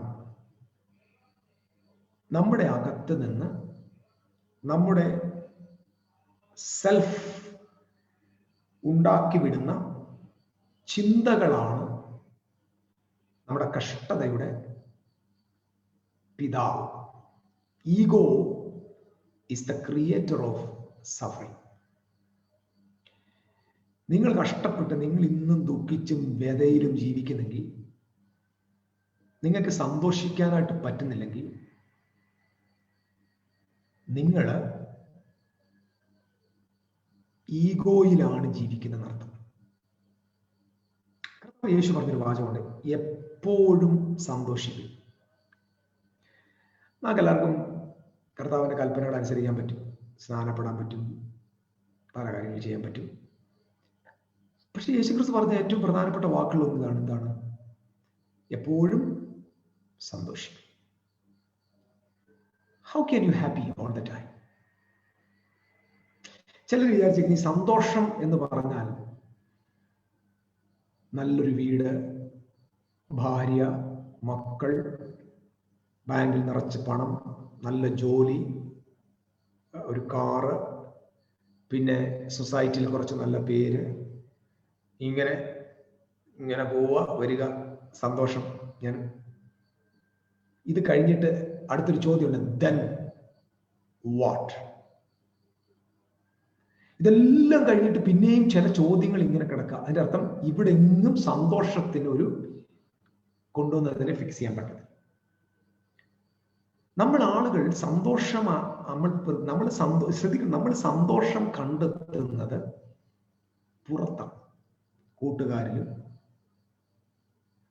ഭൗതിക ലോകത്തും, ധനത്തിലും, പണത്തിലും, സമ്പത്തിലും, ആരോഗ്യത്തിലും, വിദ്യാഭ്യാസത്തിലും, സൗന്ദര്യത്തിലും ഒക്കെ നമ്മൾ ഈ സന്തോഷം കണ്ടെത്താൻ നടക്കുക. ഞാൻ ഒരു കാര്യം പറയാം. ഇങ്ങനെ പുറത്ത് സന്തോഷം കണ്ടെത്താൻ നടത്തുന്ന ഒരാൾ ആരെന്നറിയാം?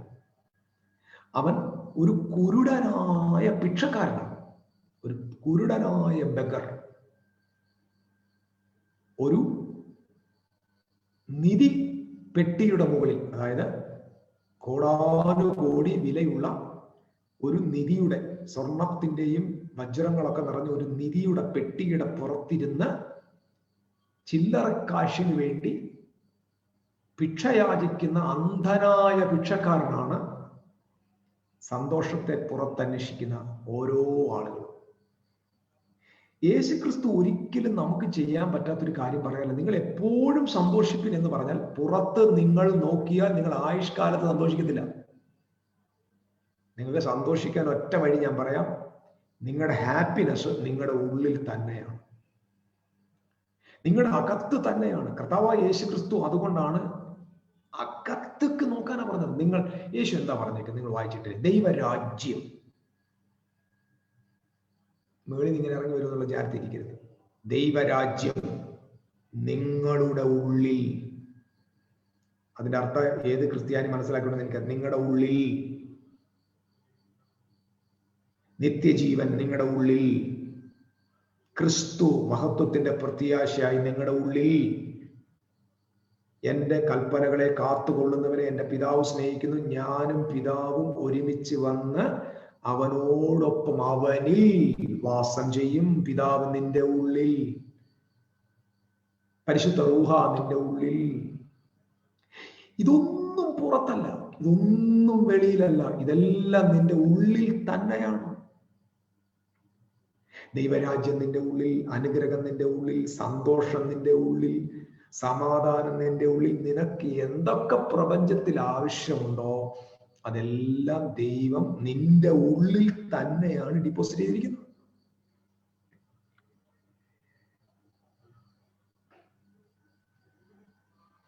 ഇത് മനസ്സിലാക്കേണ്ട ഒരു പ്രധാന കാര്യം. എന്റെ അകത്തിരിക്കുന്ന ഒരു ജീവനെ, എന്റെ അകത്തിരിക്കുന്ന ഒരു കാര്യം ഞാൻ പുറത്ത് അന്വേഷിക്കുക. ഇപ്പൊ വിശ്വാസികൾ, ഇവിടെ മതങ്ങൾ ജനങ്ങളെ ചൂഷണം ചെയ്യുന്ന എങ്ങനെയാണ്? മതങ്ങള് ഈ ഭിക്ഷക്കാരനായിട്ടിരിക്കുന്ന ഇവന്റെ പെട്ടി മൂട്ടിച്ചിട്ട് അതിനകത്ത് കുറച്ച് ചില്ലറക്കാശ് അവന് കൊടുത്ത് അവന്റെ നന്മ കൊണ്ട് അവൻ പോവുക, മതങ്ങൾ പോവുക. ഈ അന്ധനായ ഭിക്ഷക്കാരൻ അറിഞ്ഞില്ല ഇവൻ ഇരിക്കുന്ന നിധികുംഭം അവനും അവന്റെ തലമുറകൾക്കും ആയുഷ്കാലം തലമുറ ജീവിക്കാനുള്ളതിന്റെ അകത്തുണ്ട്. പക്ഷെ അവൻ ഇത് കാണാതെ മതങ്ങൾ ഇവനെ വഴിതെറ്റിക്കുക. യേശുക്രിസ്തുവിന്റെയും അപ്പോസ്തലന്മാരുടെയും പഠനങ്ങളിലേക്ക് നമ്മൾ വീണ്ടും തിരിച്ചു പോകണം. അപ്പൊ നമ്മുടെ ഉള്ളിലിരിക്കുന്ന ആളിനെ തിരിച്ചറിയാനായിട്ട് നമ്മൾ കണ്ടു തുടങ്ങണം. ഞാൻ വേഗത്തിൽ ഇവിടെ ഈഗോ എന്ന് പറഞ്ഞു, ഈഗോയാണ് ഏറ്റവും വലിയ പ്രശ്നം. മനുഷ്യന്റെ ആദ്യത്തെ അവസ്ഥ നമ്മൾ ശ്രദ്ധിച്ചാൽ, മനുഷ്യൻ വീഴ്ചയ്ക്ക് മുമ്പ് മനുഷ്യൻ ആരായിരുന്നു? വീഴ്ചയ്ക്ക് മുമ്പ് മനുഷ്യൻ ഇന്നസെന്റ് ആയിരുന്നു, ഇന്നസെൻസ്. അപ്പൊ ഈ ഇന്നസെൻസ് എന്ന് പറയുന്നത് റൈച്ചസ്നെസ്സിനേക്കാളും പവർഫുൾ ആണ്. റൈച്ചസ്നെസ് എന്ന് പറഞ്ഞു കഴിഞ്ഞാൽ വീണ് പോയ ഒരാളെ റെസ്റ്റോർ ചെയ്യുന്നതാണ് ഈ റെസ്റ്റോറേറ്റീവ് റൈച്ചസ്നെസ് എന്ന് പറയുന്നത്.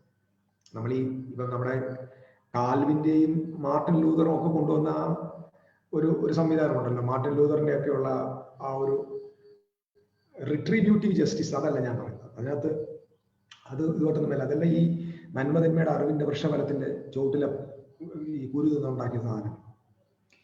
യഥാർത്ഥത്തിൽ റെസ്റ്റോറേറ്റീവ് ആയിട്ടുള്ള ജസ്റ്റിസ്, ആ നീതീകരണം അതിനേക്കാളൊക്കെ എത്രയോ പവർഫുൾ ആണ് ഇന്നസെൻസ് എന്ന് പറയുന്നത്. ഇന്നസെൻസ് എന്ന് പറയുന്നതാണ്, ആ ഇന്നസെൻസിനകത്താണ് ആക്ച്വലി സിൻലെസ്നെസ്.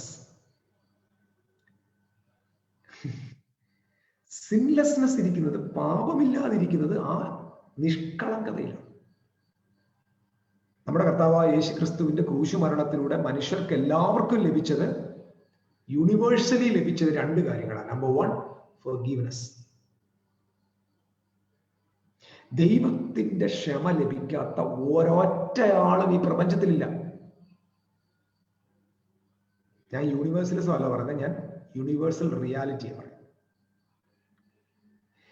കാൽവറി കുരിശ് ക്ഷമിക്കാത്ത ഒരു പാപം ഈ പ്രപഞ്ചത്തിലില്ലെന്ന് മനസ്സിലാക്കണം. മനുഷ്യകുലത്തിന്റെ മുഴുവൻ പാപങ്ങളും ഇറ്റ് ഈസ് കംപ്ലീറ്റ്ലി ഫോർഗീവൺ ആണ്. കുരിശിൽ പിതാവായ ദൈവം തന്റെ പുത്രനിലൂടെ ലോകത്തെ തന്നോട് നിരപ്പിച്ചു പോന്നു.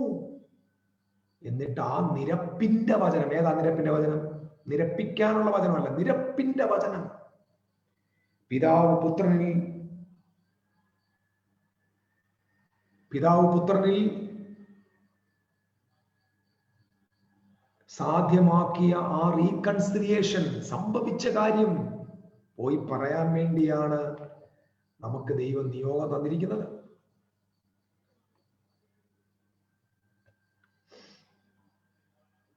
പ്രിയപ്പെട്ടവരെ, ഞാൻ പറഞ്ഞ മനസ്സിലാവുന്നു നിങ്ങൾക്ക്? ഇത് പറയാൻ വേണ്ടിയാണ് വിളിച്ചേക്കുന്നത്, അല്ല പുതിയൊരു കാര്യം കൊണ്ട് കൊടുക്കാൻ ആരെയും വിളിച്ചിട്ടില്ല. യേശുവിനെ ലോകത്തിന് കൊടുക്കുക. യേശു എന്താ ഉപഭോഗ വസ്തുവ? എന്തായത്? യേശുവിനെ ജാതികൾക്ക് കൊടുക്കാൻ. അതാണ് സുവിശേഷം. ഇതൊക്കെ ഞാൻ പറഞ്ഞില്ല, ഇതെല്ലാം ഡ്യുവലിസ്റ്റിക് ചിന്ത. ഇതിന്റെ എല്ലാം ഉത്ഭവം ആ ട്രീയാണ്. ഇതിന്റെ മെയിൻ റീസൺ ഈഗോയാണ്. എല്ലാവരുടെ ഉള്ളിൽ ഈഗോ ഉണ്ട്. ഈഗോ ഉള്ളതുകൊണ്ടാണ് നമുക്ക് നമ്മൾ ഒരാളെ എങ്ങനെയാണ് കാണുന്നത്, നമ്മളൊരു സാഹചര്യത്തെ എങ്ങനെ കാണുന്നത്, അതാണ് നമ്മൾ. പ്രിയപ്പെട്ടവരെ, സർക്കംസ്റ്റാൻസസ് ആണ് നിങ്ങളുടെ മിറർ. ഞാൻ ഈ പറഞ്ഞ പദങ്ങൾ ശ്രദ്ധിക്കണം. നിങ്ങളുടെ സാഹചര്യങ്ങളാണ് നിങ്ങളുടെ കണ്ണാടി. നിങ്ങളുടെ സാഹചര്യങ്ങൾ നിങ്ങളുടെ തനി രൂപം വെളിപ്പെടുത്തും.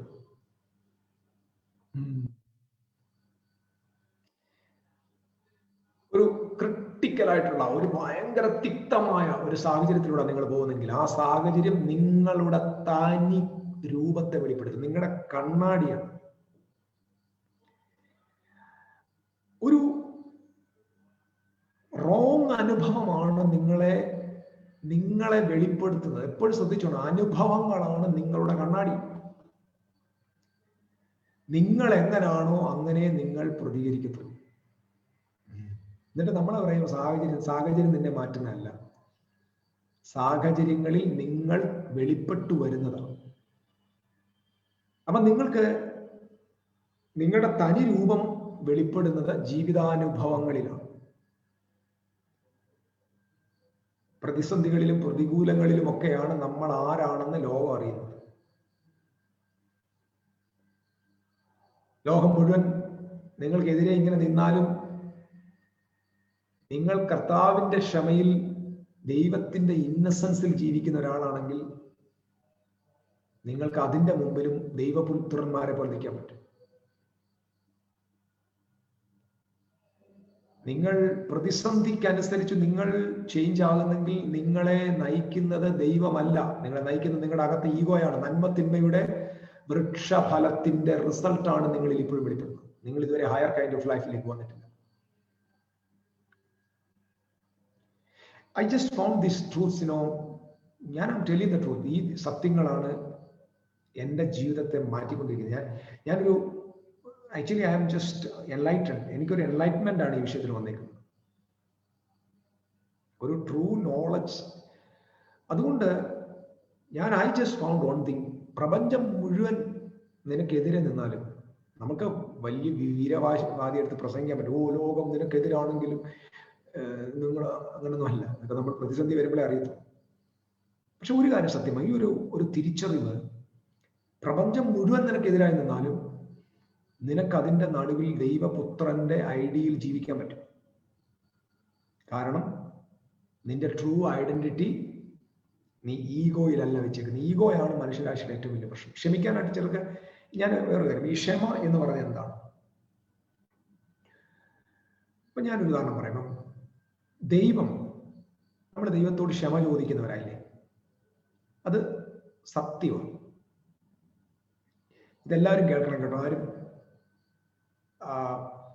വിട്ടിട്ട് പോലും വളരെ ശ്രദ്ധയോടെ കേൾക്കേണ്ട പ്രധാന പോയിന്റ് പറയും. ഈ മുടിയൻ പുത്രൻ ഭവനത്തിലേക്ക് വന്നപ്പോൾ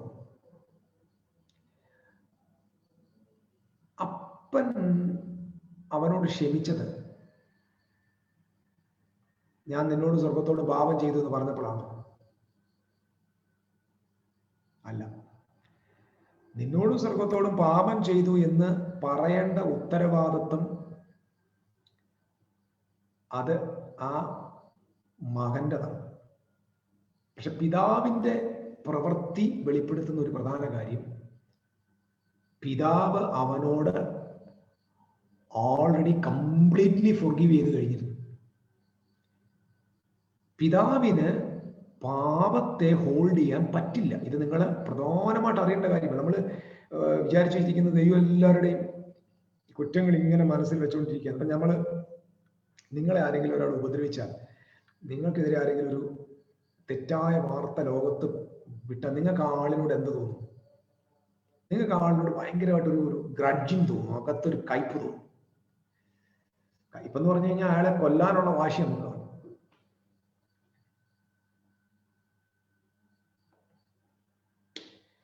കൊള്ളാനുള്ള വാശി എന്ന് പറഞ്ഞു കഴിഞ്ഞാൽ നമ്മൾ ആ മനസ്സിലിങ്ങനെ വെക്കും. നിങ്ങൾ ചിന്തിച്ചിട്ടുണ്ടോ, ഒരു 800 കോടി ജനം ദൈവസന്നിധിയിൽ എല്ലാ ദിവസവും പാപം ചെയ്യുന്നുണ്ട്. അപ്പം ഇന്ന് ഭൂമിയിൽ ജീവിച്ചിരിക്കുന്ന ഞാനും നിങ്ങളും എല്ലാം നോട്ടത്തിലും ചിന്തയിലും പ്രവൃത്തിയിലും ഒക്കെ ഇങ്ങനെ അറിയാതെ പാപം നമ്മളിൽ വരുന്നുണ്ട്. അപ്പൊ ഈ പാപങ്ങളെല്ലാം ദൈവം ഇങ്ങനെ തൻ്റെ ഹൃദയത്തിൽ സൂക്ഷിച്ചു വെച്ചാൽ, ദൈവം ഇങ്ങനെ സൂക്ഷിക്കുന്ന ആ ആള് ഫോർഗീവ്നെസ് പറയുന്നത് വരെ ആ വ്യക്തിയുടെ കുറ്റം, ഗിൽറ്റ് എങ്ങനെ അകത്ത് വെച്ചുകൊണ്ടിരുന്നാൽ ദൈവത്തിന് എങ്ങനെ സ്വർഗത്തിൽ സന്തോഷമായിട്ടിരിക്കാൻ പറ്റും? ദൈവത്തിന് എങ്ങനെ ആ അഗാപ്പെ ലവിലിരിക്കാൻ പറ്റും? Do you think that God is keeping all the guilt and എല്ലാ തിന്മകളും മുഴുവൻ അഴുക്കുകളും എല്ലാം കൂടെ കർത്താവ് ഇങ്ങനെ അകത്ത് വെച്ചുകൊണ്ടിരിക്കുകയാണെന്ന് നിങ്ങൾക്ക് തോന്നുന്നു? ദൈവം ഒരിക്കലും അങ്ങനെ വയ്ക്കുന്നില്ല. കാരണം വിശുദ്ധ ബൈബിൾ ഇങ്ങനെ പറഞ്ഞു, സ്നേഹം ദോഷമായിട്ട് കണക്കിടുന്നില്ല, പാപത്തെ കണക്കിടുന്നില്ല. ലോകത്തിന്റെ മുഴുവൻ ലംഘനങ്ങളെയും ദൈവം ക്ഷമിച്ചിരി കണക്കിടുന്നില്ല വാക്കിനകത്ത് അങ്ങനെ തന്നെയാണ്. അപ്പം നിങ്ങൾ ദൈവത്തോട് ക്ഷമ ചോദിക്കുക എന്നത്, ദൈവം എല്ലാം ഇങ്ങനെ മനസ്സിൽ സൂക്ഷിച്ചു വെച്ചിരിക്കുന്ന ഒരു ധാരണ നിങ്ങളുടെ ഉള്ളിലുണ്ടെങ്കിൽ ഇന്ന് രാത്രിയിൽ അത് മാറ്റി. അവൻ എന്നോട് ക്ഷമ ചോദിച്ചപ്പോൾ ഞാൻ ക്ഷമിച്ചു കൊടുത്തു, അങ്ങനല്ല ദൈവം. Because of the cross of Calvary, because of the manifestations of the finished work of the Lord Jesus Christ, now God is not counting anybody, because God sees everyone as completely forgiven. But the people, those who are living in ego, the ego will never ever see the innocence and the completeness of the forgiveness of God in any person. നമ്മുടെ അകത്തെ ആ ego പറയും, that person is wrong and this person is wrong, that person is wrong, this person is wrong, because that's not the problem of an individual, it's a problem of the entire humanity. They're living like that. I want to tell you one thing. A person is doing something wrong. So how we are going to act, that determines your true identity. So ഞാൻ ഈ പറഞ്ഞു വരുന്ന കാരണം, Seeing a person is completely forgiven. അപ്പം നമ്മൾ gospel ലോകത്തിന് കൊടുക്കുമ്പോൾ നമ്മൾ a higher kind of life പ്രവേശിക്കുമ്പോൾ, when we are going to preach the gospel to certain person, and നമ്മൾ കൗണ്ട് ചെയ്യുന്ന ആ പേഴ്സൺസിനെ കാണുമ്പോൾ അവർ നരകത്തിന്റെ വിറവുള്ളിയാണ്, they are going to die, they are fit to hell, അവർ റബ്ബിഷാണ്, ഇങ്ങനെയല്ല. When I'm seeing a person, I'm seeing that person is completely forgiven and innocent. ആ വ്യക്തി അവൻ മദ്യപിച്ച് വെറുക്കൂത്തിൽ ദൈവത്തെ അറിയാതെ ഇങ്ങനെ ജീവിക്കുന്ന ആളായിരിക്കും. ആ ആളെ നോക്കി നമ്മൾ പറയുമ്പോൾ എങ്ങനെ പറയാം, I'm completely forgiven because of the cross of Calvary, because of the word of reconciliations. We are declaring to the world that they are completely forgiven. Their innocence.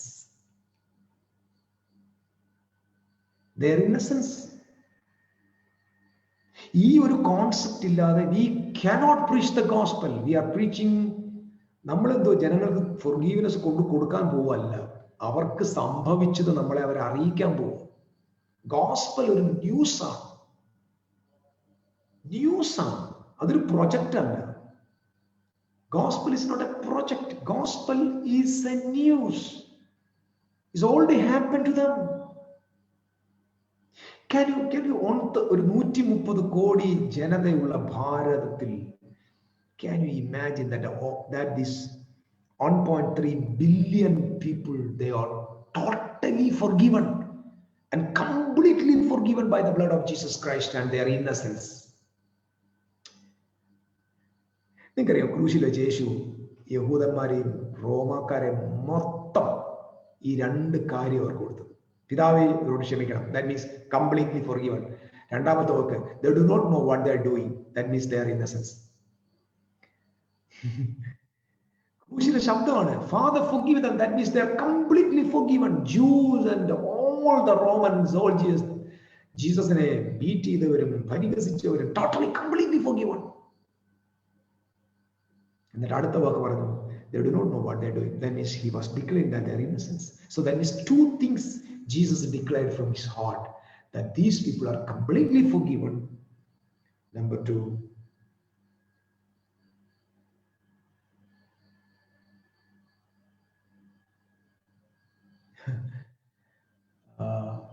completely forgiven and they are innocence. എന്ത് നിങ്ങൾ ശ്രദ്ധിച്ചു, innocence എന്ന് പറഞ്ഞാൽ they do not know what they are doing. അതാണ് ഇന്നസെൻസിന്റെ പ്രത്യേകത. കുഞ്ഞുങ്ങൾ എന്തെങ്കിലും ഒരു കുരുത്തക്കേട് കാണിച്ചപ്പോൾ അവർക്ക് അറിയത്തില്ല അവർ ഇന്നസെൻസ്. അപ്പൊ ഈ റോമ പടയാളികൾ മുഖത്തെ രോമവും വലിച്ചു പറിച്ച് മുതുകല്ല ഒഴിവുചാല് പോലെ കീറി പരിഹസിച്ച് ആക്ഷേപിച്ച് ഇത്രയും പ്രശ്നങ്ങളൊക്കെ ഉണ്ടാക്കിയ യഹൂദ ആ റോമാക്കാരെ നോക്കിയിട്ട് യേശുപ്പം പറയൂ, അവർ ഇന്നസെൻസ്, they are babies ആണ്, they are innocence. Jesus was declaring their innocence and their complete forgiveness. You know why? Jesus Christ was not under the grip of ego. He was under the grip of the higher kind of life, that means knowing God, eternal life. Eternal life. എൻ്റെ പ്രിയ സഹോദരന്മാരെ, പ്രിയപ്പെട്ടവരെ, ഞാൻ നിങ്ങളോട് പറയുന്ന പ്രധാന കാര്യം, ഈ നന്മ തിന്മയുടെ അറിവിന്റെ വൃക്ഷഫലം മനുഷ്യരാശി ഇന്നും ബാധിച്ചുകൊണ്ടിരിക്കുക. നമ്മൾ ഇന്നും ആ നന്മ തിന്മയുടെ വൃക്ഷഫലത്തിന്റെ സുവിശേഷവുമായിട്ട് ലോകത്തിന് മുമ്പിലേക്ക് പോകും. അതുകൊണ്ടെന്ത്, ഇവിടെ ചികിത്സ നടക്കുന്നില്ല. We are not bringing the gospel of life. We are just bringing the gospel of duality. If you want to go to God, obey the word. If you want to go to heaven, obey the commandments. If you want to escape from hell, accept Jesus as your personal savior. നിങ്ങളുടെ ഹൃദയത്തിലേക്ക് യേശുവിന് വരുവാനായിട്ട് നിങ്ങൾ ക്ഷണം കൊടുക്കും. പ്രിയപ്പെട്ടവരെ, ഞാൻ നിങ്ങളോട് ചോദിക്കുക, യേശു ക്രിസ്തു കൂടാതെ ഈ പ്രപഞ്ചത്തിൽ ഒരു അണുവിന് ജീവിക്കാൻ പറ്റുമോ? Can you imagine? ഈ ഭൂമിയിൽ ഒരു ആറ്റത്തിന്, ന്യൂട്രോണും പ്രോട്ടോണും ഇലക്ട്രോണും ഒക്കെ ഉള്ള ഒരു ആറ്റത്തിന് അതിന്റെ ന്യൂക്ലിയസിനെ ചുറ്റി നിൽക്കാൻ പറ്റുമോ? ഒരു ആറ്റം പോലും നിൽക്കുന്നത് യേശു ക്രിസ്തു മുഖാന്തരമാണെന്നല്ലേ വിശുദ്ധ ബൈബിൾ പഠിപ്പിക്കുന്നത്. പിതാവായ ദൈവവും പുത്രനും പരിശുദ്ധ റൂഹായും ഈ ലോഗോസ് ഇല്ലാതെ ഈ പ്രപഞ്ചത്തിന്റെ കീഴിൽ ആർക്ക് ജീവിക്കാൻ പറ്റും? എന്നിട്ട് നമ്മൾ ജനങ്ങളോട് പറയുന്നത് എന്താണ്? നിങ്ങൾക്ക് യേശുവിനെ വേണോ? നമുക്ക് നിർത്തണം. നമ്മൾ നിർത്തിയിട്ട് ഭാരതം പോലുള്ള രാജ്യത്ത് നമ്മൾ ലോകത്തോട് വിളിച്ചു. അതുകൊണ്ട് നിങ്ങൾ എന്തുകൊണ്ടാണ് ഞാനൊരു കാര്യം, എന്തുകൊണ്ടാണ് വെസ്റ്റേൺ ലോകത്ത് ഭാരതത്തിലെ ഹൈന്ദവ സന്യാസിമാരും ഗുരുക്കന്മാരും വലിയ ഗ്രിപ്പുണ്ട്? എന്തുകൊണ്ടാ മാതാ അമൃതാനന്ദമയ്യെ കാണാനായിട്ട് തങ്ങളുടെ സമ്പത്ത് മുഴുവൻ വിറ്റോണ്ട് വിദേശികൾ ഇവിടെ വരുന്നത്? സുവിശേഷത്തിന്റെ ഈറ്റില്ലമല്ലേ? സുവിശേഷത്തിന്റെ, ഞാൻ കഴിഞ്ഞ ദിവസം ഒരാളെ പരിചയപ്പെട്ടപ്പോൾ പറഞ്ഞത് ഒരു പാസ്റ്ററുടെ മോനാണ്. 3 തലമുറ സുവിശേഷം ചെയ്ത പാസ്റ്ററുടെ മോൻ. ഹി ടേൺ ടു ഹിന്ദുയിസത്തിലേക്ക് തിരിഞ്ഞിട്ട് യെസ് സീക്കിംഗ് റിയാലിറ്റി. കാരണം അവന്റെ 3 തലമുറ യേശുവിനെ പ്രസംഗിച്ച കുടുംബത്തിനകത്ത് അവന് റിയാലിറ്റി മനസ്സിലാക്കി കൊടുത്തില്ല. എന്തുകൊണ്ടാണ് ഭാരതത്തിലെ ഈ പൗരസ്ത്യ രാജ്യത്തെ ഈസ്റ്റേൺ വേൾഡിലെ ഗുരുക്കന്മാർ പോയി അമേരിക്ക, യൂറോപ്പിലെ ആയിരക്കണക്കിന് ക്രൈസ്തവരെ ഇവരുടെ മതത്തിലേക്ക് തിരിക്കുന്നത്? നമ്മൾ കൊടുക്കാത്ത കാര്യം ഇവർ കൊടുക്കണം. വിശുദ്ധ ബൈബിൾ പഠിപ്പിക്കുന്ന സത്യങ്ങളിലേക്ക് ജനത്തെ നമുക്ക് നടത്താൻ പറ്റുന്നില്ല. നമ്മള് ചത്തിട്ട് കിട്ടുന്ന ഒരു മോക്ഷത്തെ കുറിച്ച് പറയുക. നിങ്ങള് പരസ്യങ്ങൾ കണ്ടിട്ടില്ലേ? മാസം 540 രൂപ സ്പെൻഡ് ചെയ്യൂ, 1 കോടി ഇൻഷുറൻസ് നേടും. കണ്ടിട്ടില്ല നിങ്ങൾ? ഭയങ്കര അട്രാക്റ്റീവാണ് ആ പരസ്യം. 1 കോടിയുടെ ഇൻഷുറൻസിന് മാസം 550 രൂപ കൊടുത്താൽ നമ്മൾ അറിയാതെ കൊടുക്കും. പക്ഷെ സത്യം പറഞ്ഞ ആയുഷ്കാലത്ത് നിനക്ക് 5 രൂപ കിട്ടത്തില്ല. കിട്ടാൻ ഒറ്റ ചാൻസ് വല്ല റോഡിലെങ്ങാനും വണ്ടി കയറി ചാകണം, ചത്തിട്ടേ കിട്ടൂ. അപ്പൊ ഇവിടുത്തെ ഇൻഷുറൻസ് പോളിസി പോലെയാണ് നമ്മൾ ഗോസ്പൽ കൊണ്ട് പ്രസന്റ് ചെയ്യുന്നത്. ഈ പ്രസന്റ് വേൾഡിൽ സംഘർഷങ്ങളും പ്രതിസന്ധികളും തോൽവികളും കയ്പും വിരോധവും യുദ്ധവും രോഗവും പട്ടിണിയും ദാരിദ്ര്യവും തകർച്ചയും മരിച്ചാ മതി എന്ന് പറഞ്ഞ് കൊതിച്ചിരിക്കുന്നവനോട് ചത്തിട്ട് സ്വർഗം പറയുന്നത് അവനെങ്കിൽ പറയാം, എന്നെ കൊല്ലാൻ പറയും. നമ്മുടെ സുവിശേഷങ്ങൾക്ക് വിലയില്ലാതെ പോകുന്ന എവിടെയാണ്? നമ്മുടെ സുവിശേഷം ചോദ്യം ചെയ്യപ്പെടുന്നത്. So I am just asking you people, നിങ്ങൾ നിശ്ചയമായിട്ടും ഒന്നും കൂടെ ചിന്തിക്കാൻ വേണ്ടി എന്ന് പറയും. ക്രൈസ്തവ സമൂഹത്തെ ബാധിച്ച ഫോർബിഡൻ ഫ്രൂട്ട്, നന്മത്തിന്മയുടെ വൃക്ഷഫലം, അത് ഈഗോയാണ്. ഈഗോ എന്താണ്? ഈഗോ നിങ്ങൾക്ക് വേണ്ടി ഉണ്ടാക്കി വെച്ച സെൽഫ് ഐ ഡി, നിങ്ങൾക്ക് വേണ്ടി ഉണ്ടാക്കി വെച്ച മുഖംമൂടി, നിങ്ങളുടെ കുടുംബവും ജീവിത സാഹചര്യം, വളർന്ന സൊസൈറ്റി, ബന്ധപ്പെട്ട ആളുകൾ ആയിരുന്ന ചുറ്റുപാടിൽ നിങ്ങളെ തന്നെ സൂക്ഷിക്കാൻ നിങ്ങൾ തന്നെ ഉണ്ടാക്കി വെച്ച ഒരു മാസ്കാണ് ഈഗോ. അത് വന്നത് നന്മത്തിന്മയുടെ അറിവിന്റെ വൃക്ഷഫലത്തിൽ നിന്ന്. അതൊരു അറിവാണ്. ജീവന്റെ വൃക്ഷഫലം പിതാവിനെ അറിയുന്നതാണെങ്കിൽ നന്മത്തിന്മയുടെ വൃക്ഷഫലം നമ്മൾ ദൈവത്തെ കൂടാതെ നമ്മെ അറിയാൻ ശ്രമിക്കുന്നത്. ദൈവത്തെ കൂടാതെ നാം അറിഞ്ഞ അറിവിനെയാണ് നന്മതിന്മയുടെ വൃക്ഷഫലം. അത് നമ്മുടെ സ്വയ അഹംബോധം. എല്ലാ പ്രശ്നത്തിനും കാരണം അഹംബോധമാണ്. അഹന്തയിൽ ജീവിക്കുന്നവർ ആരും ആയുസ്സിൽ ഒരിക്കലും സന്തോഷം അനുഭവിക്കത്തില്ല. നമ്മൾ പറഞ്ഞിട്ടില്ലേ, ഞാൻ ആരെന്നറിയാമോ? എൻ്റെ സാഹചര്യം അറിയാമോ? ശരിയാ, നമ്മളതിനെ തിരസ്കരിക്കുന്നില്ല. കാരണം അവര് ജീവിക്കുന്നത് തന്നെ അവരാരെന്നറിഞ്ഞ അറിവില്ല. അതുകൊണ്ടാണ് ആരെങ്കിലും ആ ഒരു അറിവിനെ കയറി തൊട്ടാൽ അവരന്നേരം പ്രകോപിതരാകും. അന്നേരം അവരുടെ ചെവി കൂടി ഇങ്ങനെ പോകും. കാരണം അവരെ സംരക്ഷിക്കുന്നതും അവരെ നിലനിർത്തുന്നതും അവർ സ്വയമായിട്ട് ഉണ്ടാക്കി വെച്ച അവരുടെ ആ ഐഡിയ. അതാണ് അവരുടെ ഈഗോ, അതാണ് അവരുടെ അഹംബോധം. അഹംബോധം നാശമാണ്. അഹംബോധത്തിൽ ജീവിക്കുന്നവർക്ക് ഒരു കാലത്തും സന്തോഷിക്കാൻ പറ്റും. They will always in suffering. They cannot forgive anybody. They cannot see anybody completely forgiven and innocent. They will always see others something wrong.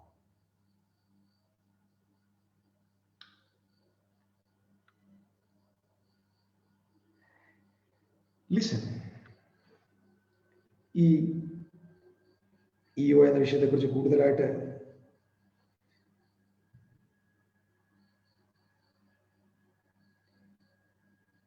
അടുത്ത ക്ലാസ്സിൽ പറയാം.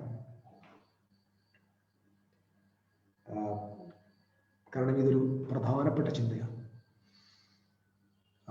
നമ്മളിൽ നമ്മൾ പ്രോബ്ലം കണ്ടെത്തണം. നമ്മൾ മറ്റൊരാളിലേക്ക് പ്രശ്നത്തെ നമ്മൾ എടുത്തിട്ടാൽ നമുക്കൊരിക്കലും സന്തോഷിക്കാൻ പറ്റില്ല. These days when I was talking to God and God spoke to me like this എൻ്റെ ഹാർട്ടിൽ ദൈവം സംസാരിച്ചത് ഇങ്ങനെയാണ്: Find the joy and happiness in you.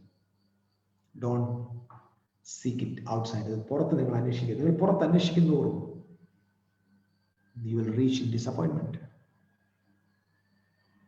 See the happiness in you.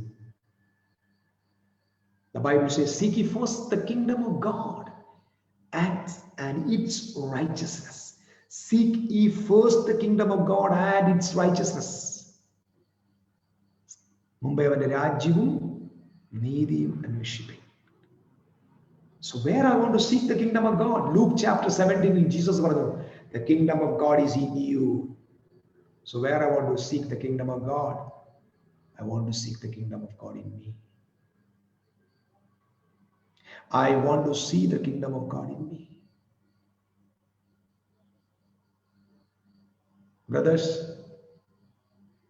when you are living in ego, you can find your hell inside of you.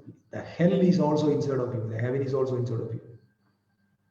You can live like a hell because you are seeing everything in good and evil. ശരീരത്തിൽ ജീവിക്കുന്നവർ ആയുഷ്കാലത്ത് സ്വർഗത്തിൽ ജീവിക്കുന്നവർ, they always live in hell.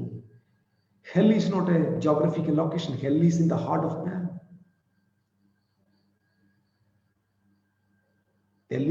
You're living in hell because your ego is producing all sorts of bad thoughts and creating every suffering. When you're living as a victim. You are not a victim. You are a child of God. ഏതോ ഒരു മനുഷ്യന്റെ തെറ്റിൽ ആരോ നിനക്ക് നേരെ ചെയ്തതിന്റെ പേരിൽ നീ ഒരിക്കലും അറിയാണ്ട ആവശ്യമില്ല. You be happy all the time. Why you are worrying about anything?